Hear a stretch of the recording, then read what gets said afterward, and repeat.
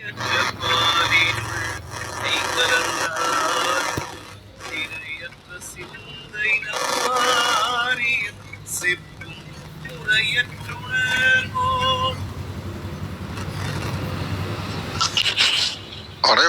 இனிய காலை வணக்கங்கள். ஓம் திருமூல திருவடிகள் போற்றி போற்றி.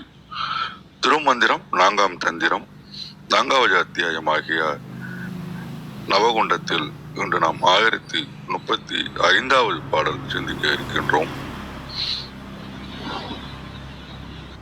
முத்தினர் சோதி முழுச்சுடராயவன் அற்றற்று நின்றார் இருந்திடும் நாடி பரந்தொடியோடு போய் செற்றற்றிருந்தவர் சேர்த்திருந்தாரே. இந்த பாடலின் விளக்கமாக, கற்றதில் மயங்காது கடந்து செல்ல வேண்டும், பற்று நீக்கும் வழிகளை அறிந்து அவ்வழி ஒழுக வேண்டும், செய்யும் செயலெல்லாம் சிவன் செயல் என்று இருப்பது உரிய வழி, சாதகன் மூலக்கணலோடு சென்று சினம் நீங்கி இன்பம் பெறுவான் அப்படின்னு ஒரு புத்தகத்தில் குறிப்பிட்டிருந்தது. இந்த பாடலுக்கு ரொம்ப பொருத்தமாக இருக்கும் என்று நினைக்கின்றேன். மிக்க நன்றி. வாருங்கள் ஐயா. விந்தியாம்மா வணக்கம். அனைவருக்கும் வணக்கம்.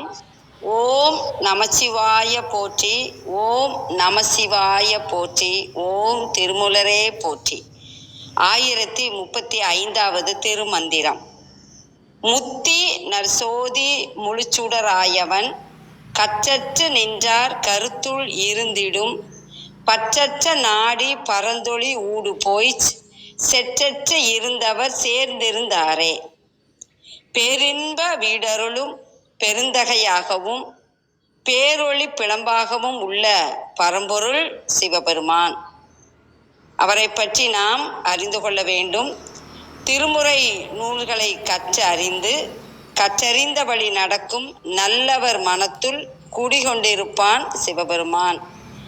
இறை பற்று அன்றி வேறு பற்றுக்களை விட்டு சீவ ஒளி சோதி வழியே சென்று சினத்தையும், சினம் கோபம், செற்றம் கோபம், வெகுளினலு கோபம், சினத்தையும் வெறுப்பையும் விட்டு ஒழித்தவர்கள் இறையருள் விட்டு ஒழியாது அதனோடு கலந்து கழித்திருப்பர். இது திருமந்திரத்தினுடைய பொருள்.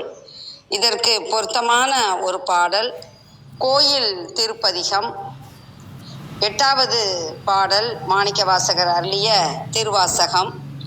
பார்ப்பதம் அண்டம் அனைத்துமாய் முளைத்து பரந்தோர் படர் ஒளி பரப்பே, நீருரு தீயே நினைவதேல் அறிய, நின்மலா நின்னருள் வெள்ள சீருரு சிந்தை எழுந்ததோர் தேனே, திருப்பெருந்துறை உரை சிவனே, ஆருறவு எனக்கு இங்கு ஆரையில் உள்ளார் ஆனந்தம் ஆக்கும் என் சோதி என்று மாணிக்கவாசகர் பாடியுள்ளார். மலம் என்றால் நமக்கு தெரியும், ஆணவம், கண்மம், மாயை. நின்மலா அப்படின்னா அழுக்கு அற்றவன். சீர் உரு அதனுடைய பொருள் தெளிவடைந்த. எங்கும் எதிலும் நிறைந்த ஒப்பில்லாத பேரறிவே. சிவபெருமான் பேரறிவாகவே நமக்கு காட்சி தருகிறார். மாசு அற்றவனே, குற்றம் அற்றவன் சிவபெருமான். அன்பர் உள்ளத்தில் தேன் போன்ற இனிய காட்சி உன்னுடையது. பேரின்ப ஒளியே, நமக்கு ஒளியாக ஜோதியாக திகழ்கின்றார். அதைத்தான் மாணிக்கவாசகர் பாடலில் பதிவிடுகிறார். எனக்கு உறவென்றும் ஒருவர் இல்லை, பகையென்றும் ஒருவர் இல்லை என்று பாடுகின்றார். அவருடைய பாடல் வழி, திருமூலருடைய திருமந்திரத்தின் வழி சிவபெருமானின் நற்கருத்துக்களை உணர்ந்து மனதையும் உடம்பையும் மாசற்றதாக ஆக்குவோம். நல்வாழ்வு வாழ்வோம். வாய்மொழி கேட்ட அனைவருக்கும் நன்றி, வணக்கம். சிவசிவ. திருச்சிற்றம்பலம். நன்றிங்கம்மா. திருமந்திரத்தோடு வேற ஒரு பாடலையும் பொருத்தி எங்களை சிந்திக்க வைக்கிற தங்களுக்கு நன்றி. பாருங்கம்மா. கிருத்திகாம்மா வணக்கம்.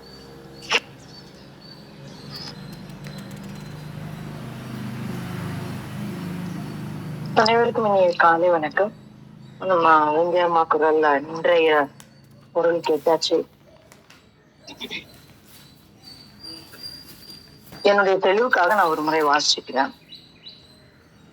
முத்தி நற்ஜோதி முழுச்சுடராயவன், கற்றற்று நின்றார் கருத்துள் இருந்திடும், பற்றற நாடி பரந்தொழியோடு போய் செற்றற்றிருந்தவர் சேர்ந்திருந்தாரே அப்படின்னு சொல்றாரு. ஓ, முக்தி நற்ஜோதி அப்படின்னு சொல்றாரு. ஏன்னா நேற்றுக்கு சொல்லிட்டார் எது முக்தி அப்படின்னா, அந்த கொஞ்சிட்ட வன்னியை கூடுதல் முக்தியே அப்படின்னு நமக்குள்ளே எழும்பக்கூடிய அந்த சிவாக்னியை கூடியிருப்பதே முக்தி அப்படின்ற ஒரு விஷயத்தோட நேற்றுக்கு மந்திரத்தை முடித்திருந்தா, இன்னைக்கு திருப்பி சொல்றார் முக்தி நற்ஜோதி முழுச்சுடராயவன் அப்படின்றார். அப்போ என்ன அர்த்தம்? அப்போ அந்த சிவாக்னி எங்கனம் விளங்கும் அப்படின்ற ஒரு விஷயத்த சொல்றார். அப்போ அது ஏதோ நம்ம இந்த தியானம் பண்ணும்போது நமக்கு தெரியும். ஏதோ ஒரு ஒரு ஒரு சின்ன கீற்று மாதிரி ஒரு வெளிச்சம் வரும் முதல்ல, இல்ல ஒரு தூர வெளிச்சம் மாதிரி ஒரு ஒரு மின்மினிக்கக்கூடிய ஒரு நட்சத்திரம் போன்ற சில உணர்வுகள்லாம் தோணும். உடனே நம்ம என்ன பண்ணுவோம், நமக்கு ஒளி தரிசனம் கிடைத்து விட்டது அப்படின்னு ஒரு சந்தோஷம் வந்துடும். ஆனா அங்கே தேங்கிடும். அந்த தேக்கமற்ற நிலைதான் ரொம்ப முக்கியமான ஒரு விஷயம். அப்போ அதற்கு உண்டான ஒரு அடையாளத்தை அவர் சொல்றாரு. என்ன அப்படின்னா, முழுச்சுடராயவன். அப்போ அவர் எப்படி இருப்பாரு? முழுச்சுடர்னா எப்படி இருக்கும்?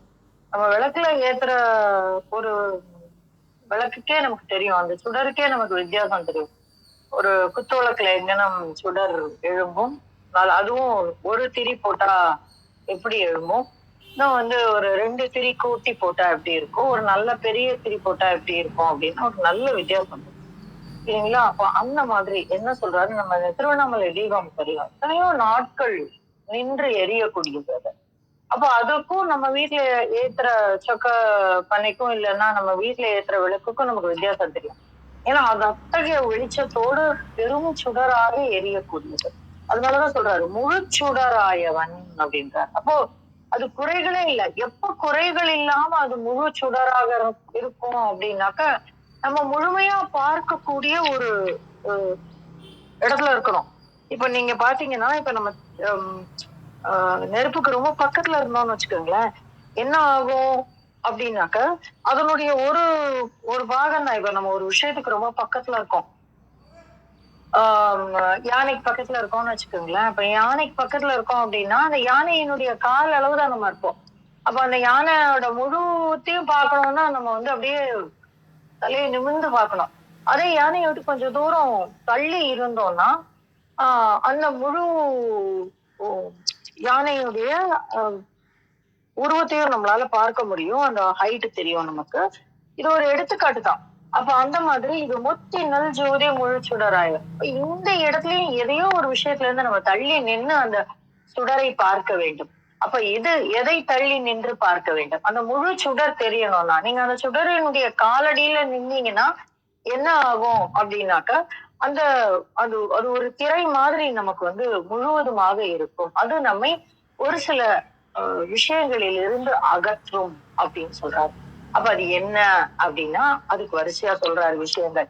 கற்றற்று நின்றார் கருத்துள் இருந்திடம். அப்ப அது என்ன கற்றற்று நிற்பது? அதென்ன படிக்க கூடாதா, கற்க கூடாதா அப்படின்னா இல்ல, கல்வி தரக்கூடிய செருக்கில் இருந்து அப்படின்னு சொல்றாரு. அப்ப கல்வி என்ன செய்யும் அப்படின்னா, எனக்கு எல்லாம் தெரியும் அப்படின்ற ஒரு ஆணவத்தை கொடுக்கும்ல. ஏன் எல்லாம் முடிஞ்சு போச்சு, ஐ நோ எவ்ரிதிங், நான் இனிமே யாரையும் கேட்க வேண்டாம், யாரையும் சொல்ல வேண்டாம் அப்படின்னா இல்ல, ஒரு சின்ன இடத்துல இருந்து கூட நம்மளால கற்றுக்கொள்ள முடியும்.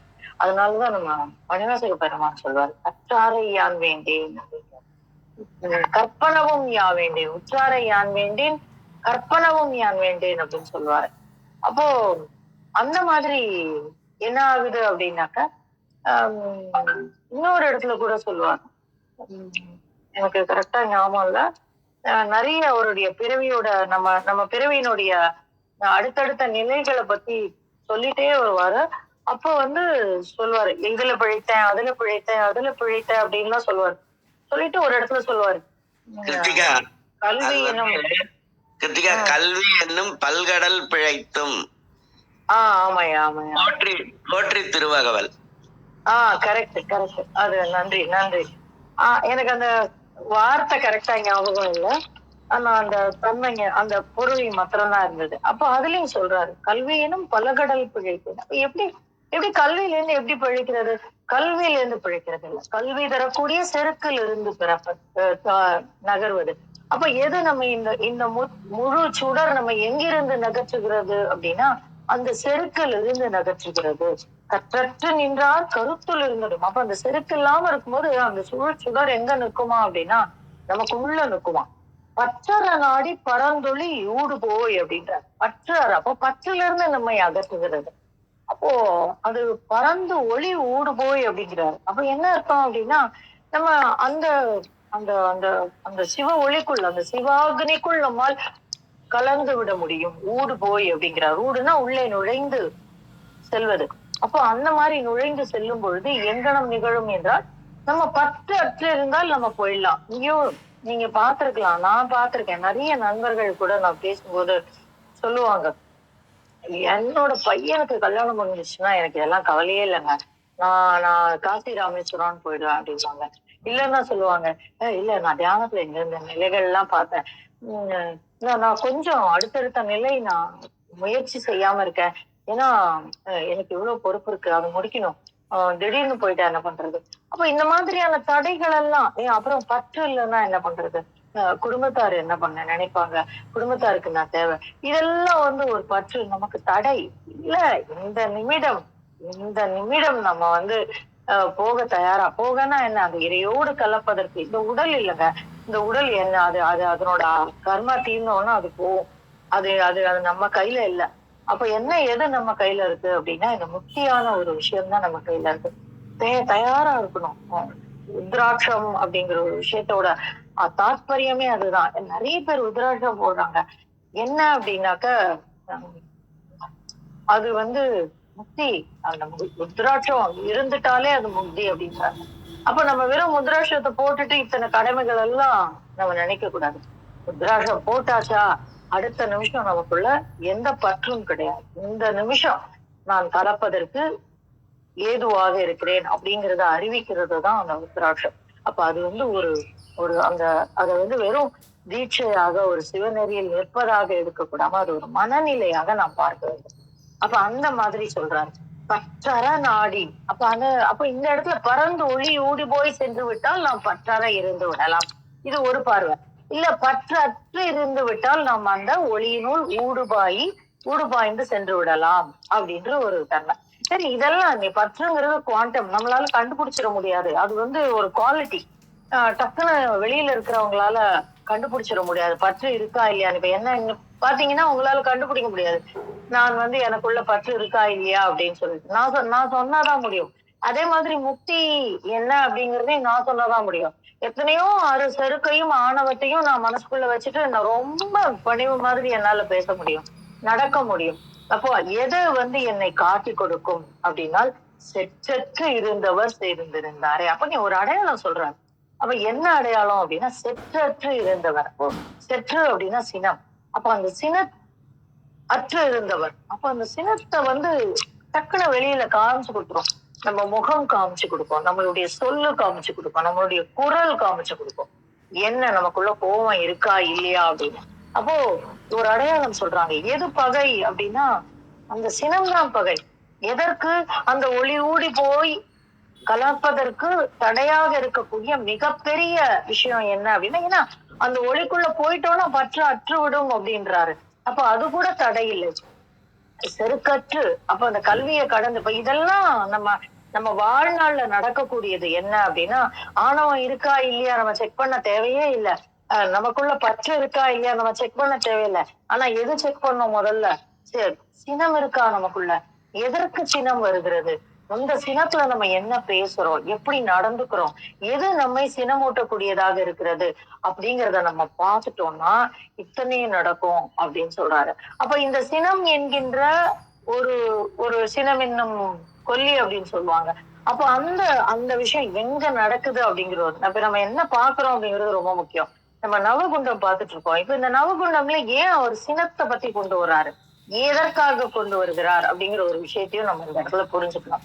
என்ன என்ன புரிஞ்சுக்கணும் அப்படின்னாக்கா, இந்த சினம் எங்க நிகழ்கிறது அப்படின்னா, நம்ம இது வரைக்கும் நீங்க அடிப்படையில பாத்தீங்கன்னா மூலாதாரம் பார்த்துட்டோம், சுவாதிஷ்டானம் பார்த்துட்டோம், மணிபூரகம் பார்த்துட்டோம். இப்ப வந்து பண்பை பத்தி பேசுறாரு. ஆணவம் அப்படிங்கிற ஒரு விஷயத்த பத்தி பேசுறாரு. பற்று அப்படிங்கிற ஒரு ஆசையை பத்தி பேசுறாரு. சினம் என்கின்ற ஒரு தன்மையை பத்தி பேசுறாரு. இதெல்லாம் நிகழக்கூடிய விஷயம் இடம் என்ன அப்படின்னா, இந்த அநாகதம் என்று சொல்லக்கூடிய எமோஷனல்ஸை ஹேண்டில் பண்ணக்கூடிய அந்த ஒரு இடம். அப்ப அந்த இடத்துல சினம் இல்லாமல் இருப்பது அப்படிங்கும்போது அந்த அநாகதத்தை குறிக்கக்கூடிய இடத்துல, அப்ப அந்த இடம் தூய்மையாக இருந்தால், அந்த இடம் சினமற்று இருந்தால், நம்மால் அந்த பற்றற்ற ஜோதி பரஞ்சுடருக்குள் நம்மால் கலந்து விட முடியும். அதையும் ரொம்ப அழகா சொல்றாரு பாருங்க.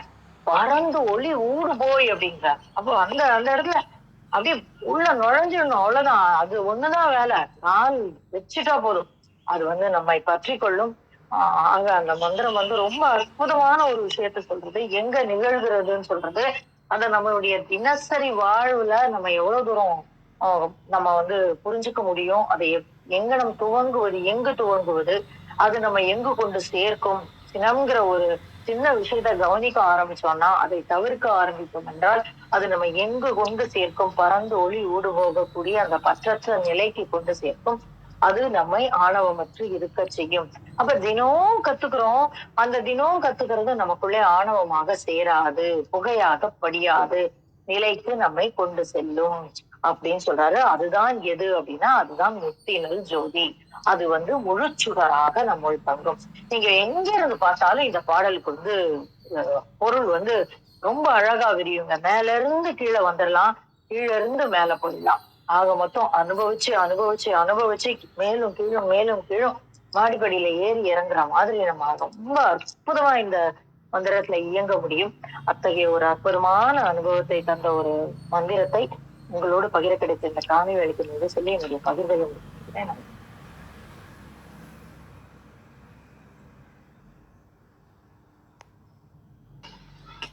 மிக்க நன்றிங்கம்மா.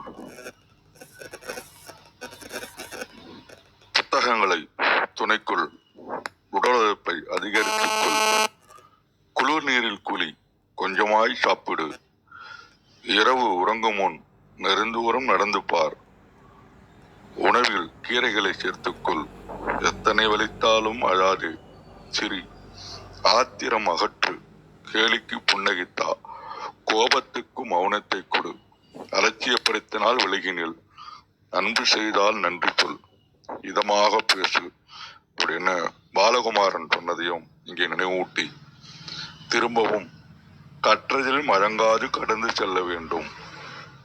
நமக்கு ரொம்ப அருமையான ஒரு விளக்கமாகவே உணர்கின்றேன். பற்று நீக்கும் வழிகளை அறிந்து அவ்வழி ஒழுக வேண்டும். செய்யும் செயலெல்லாம் சிவன் செயல் என்று இருப்பது உரிய வழி. சாதகன் மூல கனலோடு சென்று சினம் நீங்கி இன்பம் பெறுவோம் என்று கூறி அர்த்தனாரையாவிடம் வசம் செல்வோம். மிக்க நன்றி. அதுக்கு முன்னாடி ஒரே நான் சொல்ல மறந்துட்டேன். இப்ப சொல்லணும்னு தோணுது. அது மாத்திரம் நான் சொல்லிக்கிறேன். அர்த்தனாரியா சொல்லுங்க கிருத்திகா. இப்போ இந்த நம்ம நேற்றுக்கு பாடல்ல வந்து இன்னொரு ஒரு ஒரு விஷயத்த நம்ம இந்த இடத்துல நேற்றுக்கு பாடலோட இன்றைய பாடலை பொருத்தி பார்க்கணும். என்ன அப்படின்னா, நேற்றுக்கு எல்லாருமே பேசணும். என்ன பேசணும் அப்படின்னா, 5 அப்படின்னு அந்த 25 மகேஸ்வர மூர்த்தங்களுடைய மகேஸ்வர வடிவங்களுடைய தன்மையை பத்தி பார்த்தோம். அந்த இப்ப நீங்க பாத்தீங்கன்னா, இந்த 25 எதற்காக சொல்லுகிறோம்? இதெல்லாம் பொருந்தி இருந்ததுன்னு சொல்லியிருந்தோம். நம்ம இதெல்லாம் கடந்து வந்தோம்னு சொல்றோம். அப்ப இத வந்து நம்ம எப்படி புரிஞ்சுக்கிறது?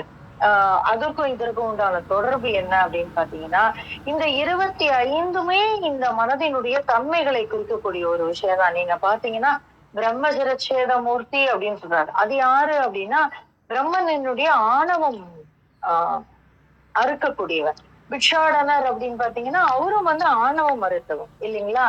அப்புறம் காம சம்ஹாரர் அப்படின்னு நம்ம சொல்றோம். அது என்ன? காமத்தை வெல்லக்கூடிய ஒரு விஷயம். அடுத்தாப்புல கால சம்ஹாரர் அப்படிங்கிறார். அப்ப காலத்தை வெல்லக்கூடிய ஒரு தன்மை. திரிபுராந்தகர் அப்படின்னா இது வந்து ஆணவ மறுத்தல். அப்ப அந்த அந்த மும்மலங்களை அறுக்கக்கூடிய ஒரு விஷயம். கஜசம்ஹாரர், இதுவும் ஆணவம் மறுக்கக்கூடிய ஒரு விஷயம். நீங்க பாத்தீங்கன்னா ஒரு இந்த 25 விஷயங்களுக்கு பின்னாடி நம்மளுடைய 25 குணங்கள் இருக்கு. அத வெல்ற உம், ஒரு தன்மையை கொண்ட இறை வடிவமாகத்தான் இந்த மகேஸ்வர மூர்த்தங்களை நம்ம புரிஞ்சுக்கணும். அப்போ அப்படி இருக்கும்போது இந்த பாடல்ல எப்படி அது பொருந்தது அப்படின்னா ரொம்ப அழகா பொருந்தது பாருங்க. அத்தனை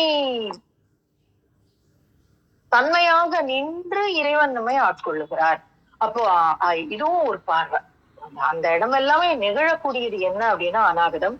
இந்த அப்ப நாளைக்கு நம்ம அந்த மகேந்திர மூர்த்தங்களை பார்க்கும்போது இவர் யாரு அப்படின்னு பார்க்கும்போது அதனுடைய தன்மை நமக்குள்ள இறங்கணும். அந்த தன்மை இறங்கும் போது நமக்குள்ள இருந்து அந்த குணம் விலகும். அது ரொம்ப முக்கியமான ஒரு விஷயம். அப்ப நம்ம மனிதர்கள், நார்மலான மனிதர்கள். அப்ப எப்படிதான் இதெல்லாம் அகற்றுவது அப்படின்னா இப்படிதான் ஒருத்தரையும் வழிபடுவதன் மூலம். அப்ப சோமாஸ்கந்தரை வழிபடுறோம் அப்படின்னாக்கா என்ன அப்படிங்கிற அவருடைய அந்த சோமாஸ்கந்த தன்மை நமக்குள்ளே இறங்க வேண்டும். அதுதான் அந்த விஷயம். அதை சொல்லணும்னு நினைச்சேன். அதுதான் இந்த பாடலுக்கு உண்டான தொடர்பு. அத்தனை தன்மையும் நம்முள்ளே இறங்கி அதனுடைய அழுக்கை நீக்க வேண்டும். அப்போ அது இல்லாம இருக்கும்போது இதெல்லாம் நிகழும் அப்படிங்கறதும் ஒரு குறிப்பு. அதையும் நான் இங்க சொல்ல விரும்புறேன். நன்றி, நன்றி ஐயா. நீங்க உங்களுடைய குரலுக்காக காத்திருக்கிறோம். நன்றி. முதல்ல இந்த பற்று அற்று அந்த ஒளியை அடைதல் அப்படிங்கிறதுக்கு திருக்குறள்ல ஒரு திருக்குறள் இருக்குங்க.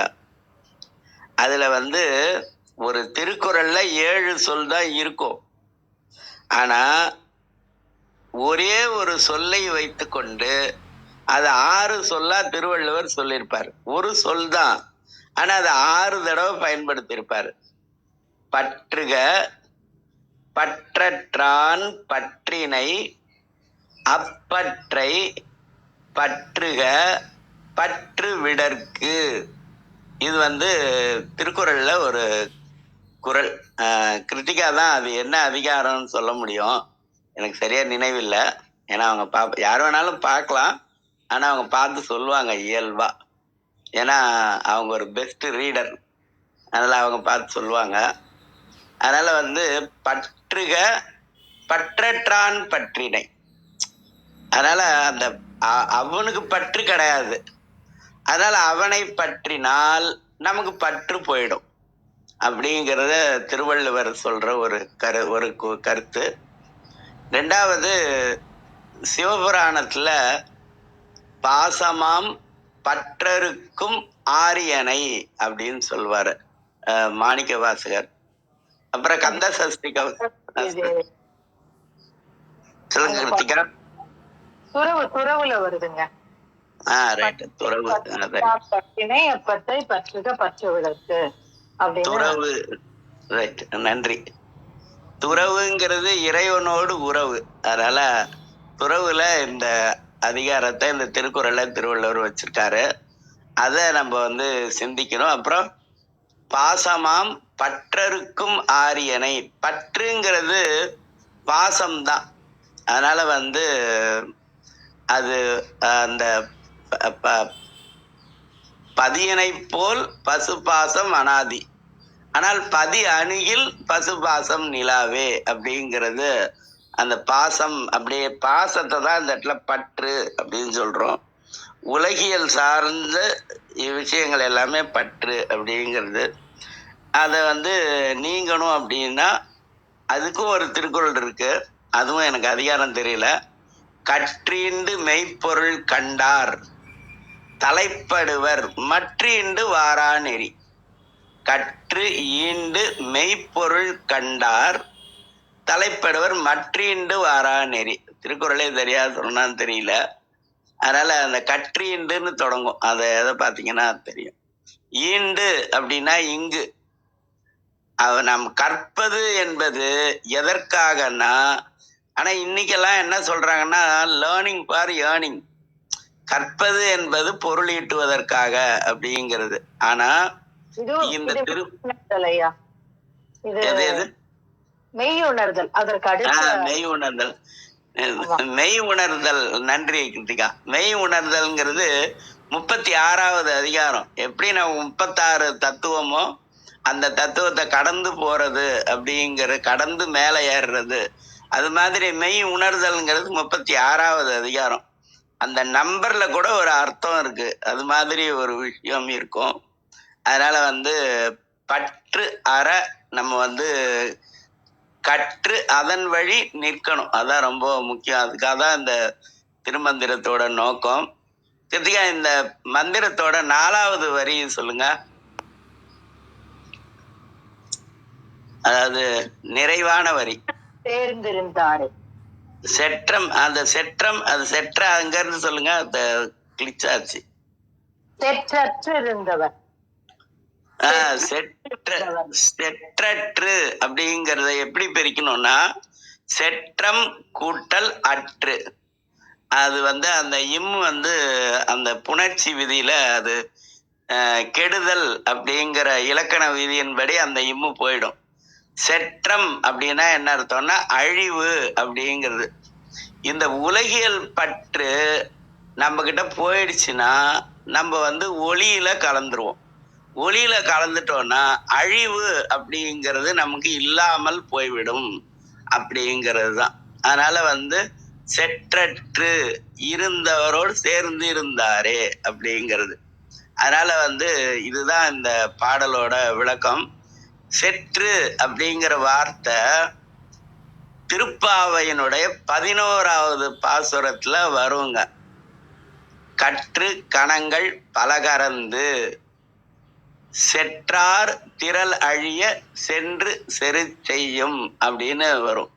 செற்றார் அப்படின்னா அழிப்பதற்காக வரக்கூடியவர்களோடு சென்று போரிடக்கூடிய அப்படின்னு ஒரு அர்த்தம் வரும். அது மாதிரி எங்கெல்லாம் செற்ற அப்படிங்கிற வார்த்தை வருது அப்படின்னு நம்ம பார்த்தோம்னாலே அந்த செற்றம் அப்படின்னா அழிவு அப்படிங்கிறது புரியும்.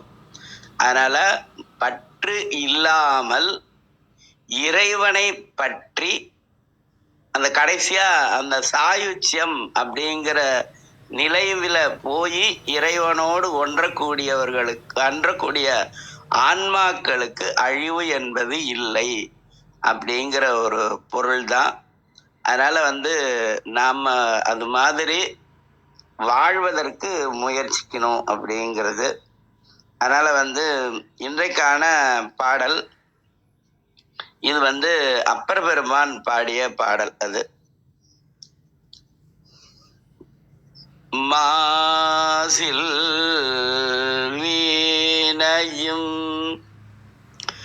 மாலை மதியமும்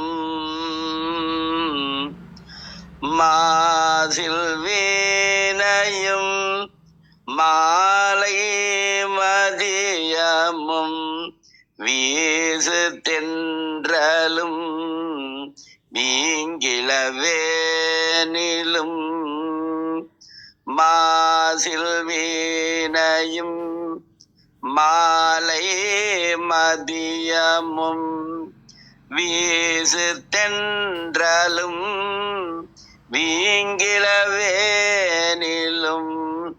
மூசு வண்டரை பொய்கையும் போன்றதே.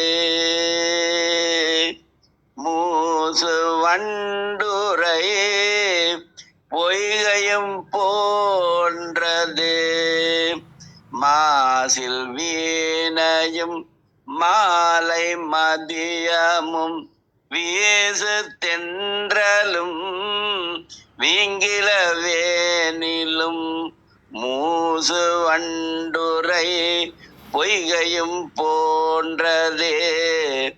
ஈசன் எந்தை இணையடி நீழலே. ஈசன் எந்தை இணையடி நீழலே. ஈசன் எந்தை இணையடி நீழலே. சிவா திருச்சிற்றம்பலம். நன்றி. மூலக்கணல் உணர வேண்டும். நேற்று ஐயா குறிப்பிட்ட மாதிரி அக்னிக்கு தகுந்த உணவு உண்ண வேண்டும். அதுதான் வள்ளல் பெருமானும் அருட்பெரும் ஜோதி என்று உணர்ந்து அதையே தன் உடலோடு இருப்பதை உணர்ந்திருக்கின்றார்.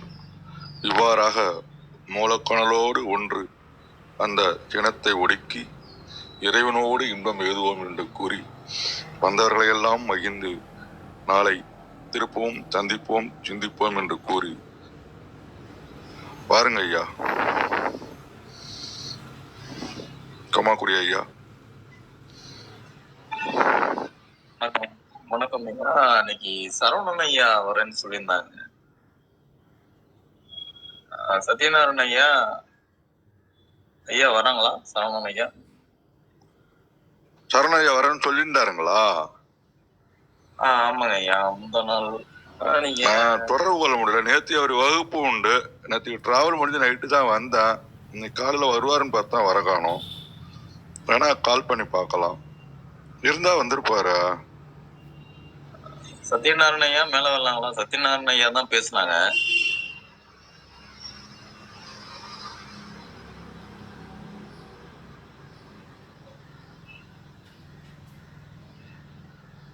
அவங்களும் லிசனிங் மோட்ல இருக்காங்க. சரிங்கய்யா, நீங்க கொஞ்சம் கால் பண்ணி பாருங்களேன். சார் அவரால் அப்படி வர மாதிரி இருந்ததுன்னா நேரம் வந்திருக்க வாய்ப்பு இருக்குல்ல?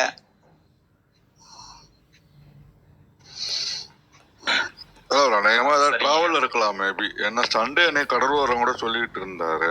என்னன்னு தெரியல. இருந்தா வந்திருப்பாரு. நாலாவது ஞாயிற்றுக்கிழமை தான் சார் சொன்னாரு. ஆமா. ஆனா இன்னைக்கும் அது மாதிரி ஏதோ ஒரு பணி இருந்திருக்கலாம். அதனால வர மாதிரி. சரிங்கய்யா, நீங்களும் டிராவல் இருந்ததுனால நீங்களும் கவனிக்கல. சத்யநாராயண ஐயா கூப்பிட்டாங்களான்னு தெரியல. சரி, நம்ம யாரும் அழைக்கல அப்படிங்கவும் ஐயா வரலைக்குதான் என்னன்னு தெரியல. சரிங்கய்யா, பாத்துக்கீங்க. அது யாரும் போன் பண்ணி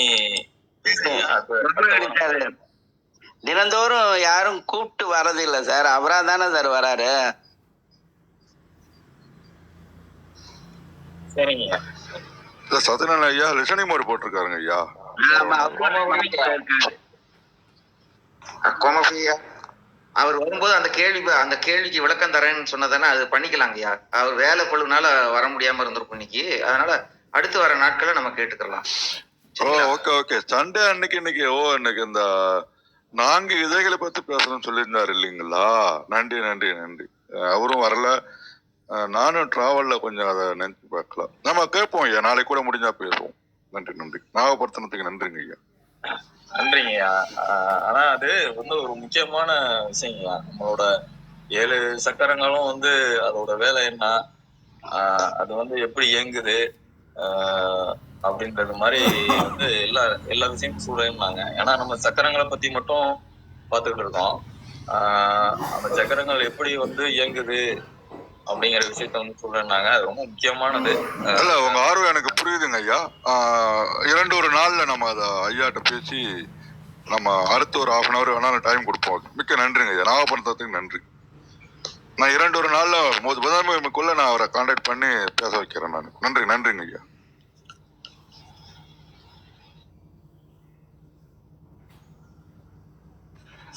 மிக்க மகிழ்ச்சி. ரொம்ப ஆர்வம் உடையவர். எப்பொருள் சொன்னாலும் திருமந்திரத்தின் விளக்கத்தில் திருப்தி அடையாதவர். அவருக்கு இன்னைக்கு சரவண ஐயா அந்த ஒவ்வொரு சக்கரத்தை பற்றியும் அதன் இதைகளை பற்றியும் விளக்குவதாக சொல்லியிருந்தார். அது அவரும் வரவில்லை. நன்றி நவபர்த்தனத்துக்கு. திருப்பும் அந்த பேசிக்கை நம்ம தெரிஞ்சுக்கிறதுக்கு முற்படுவோம். நன்றிங்க ஐயா. மிக்க மகிழ்ச்சி. நாளை திரும்பவும் சந்திப்போம், சிந்திப்போம். தளத்தை நிறைவு செஞ்சிடலாங்களா ஐயா? அர்த்தனரே ஐயா, சத்யநாராயண ஐயா. சரி, என்னோட கருத்து நீங்க பண்ணலாம் அப்படின்றது. மற்றவங்க என்ன நிறைவு செஞ்சிருங்க. நன்றி. மிக்க மகிழ்ச்சி. 5, 4, 3, 2, 1.